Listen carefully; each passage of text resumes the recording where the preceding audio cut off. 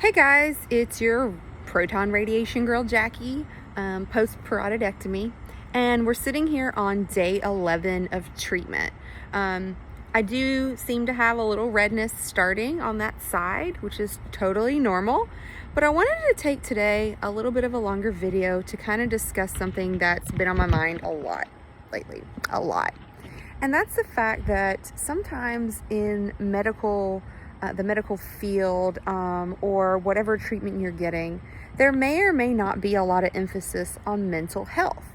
Well, today I had several appointments, one with a social worker and one with a psychiatrist. Both are part of my care team. And it was really astounding to me after having both of those sessions today, my realization that part of the healing process, part of the journey, because, at first I didn't really understand, like, why am I having to meet with a social worker? Like, I don't even know what they do. I legit had to ask her. I was like, I'm sorry, what do you do? And then what's the difference between what you do and what is the psychiatrist going to do? Or excuse me, the psychologist, rather. So she went into this big explanation. I met with my social worker first. And then I met to be evaluated by the psychologist. And, as somebody who has rarely had any encounters before this whole process with the health or the medical care teams of different facilities, I always had that question, when I started doing radiation here at Mayo Clinic, and I know a lot of other institutions as well, give a care team. And I thought, well, that's really strange. Why do I need a whole care team for this process that I'm going through, radiation? And so one of the things that became apparent to me very quickly going through some of these sessions where you're kind of deep diving into, those environmental factors that can really stress you out, and also past traumas that can come up when you start feeling a certain way during treatment, whether that be fatigue or whether you start to be getting the redness and the pain or the dry mouth or the throat and things. You find that other things come up and come out. And there's more to it than simply going to a hospital, having your surgery, in my case with parotidectomy, and then radiation. There's really more to health, your overall health. And I'm a true believer that, 50% of that is mental health. So it makes complete sense to me why most medical facilities that do these types of very intense radiation treatments, or you have intense surgery, will follow you up during your treatment with mental health tools and evaluation procedures. And I will tell you, some of the sessions that I've had have been really helpful.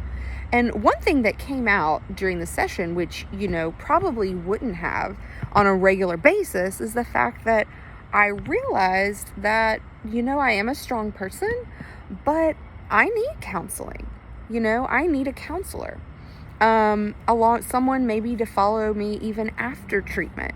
And there's no shame in that. There's no, condemnation there.